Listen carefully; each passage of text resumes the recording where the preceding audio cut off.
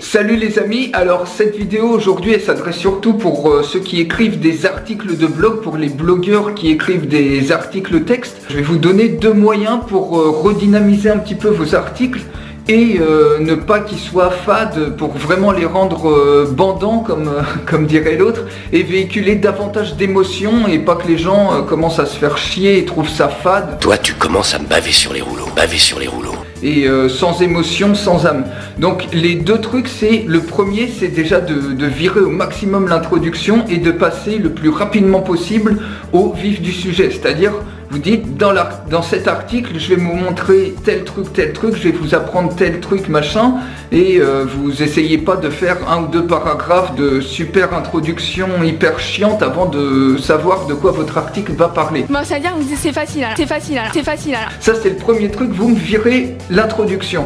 Deuxième truc pour redynamiser et rendre beaucoup plus vivant, plus émotionnel vos articles de blog, c'est d'écrire tout d'un seul coup. Parce que souvent il y a des gens qui écrivent une phrase, ils relisent, ils regardent la grammaire, l'orthographe, non je vais changer ce mot là, machin.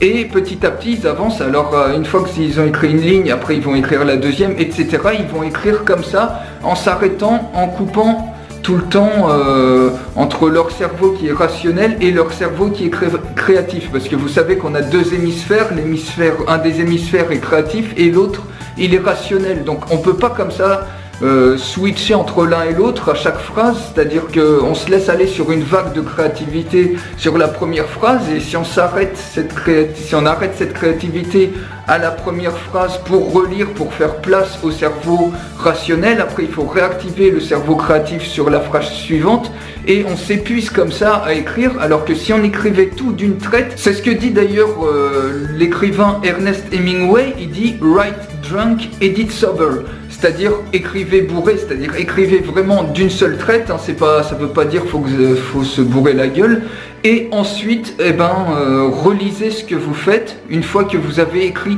tout votre article, là vous laissez place au cerveau rationnel, vous faites la place totale au cerveau créatif, vous écrivez tout votre article d'une traite, comme ça vous véhiculez vraiment l'émotion, la spontanéité, et une fois que tout est écrit, pas avant, une fois que tout est écrit, là vous laissez place au cerveau rationnel, analytique qui va corriger les fautes, revoir la grammaire, etc. Et comme ça, je vous garantis, si vous appliquez ces deux trucs-là dans vos articles de blog, ils vont vraiment avoir beaucoup plus d'émotion, de peps, de punch. Si tu te pointes encore, tu peux être sûr que tu repars avec la bite dans un Tupperware. Et ils vont inspirer beaucoup plus les gens, ils vont les captiver. Donc faites ça et vous allez vraiment voir la différence.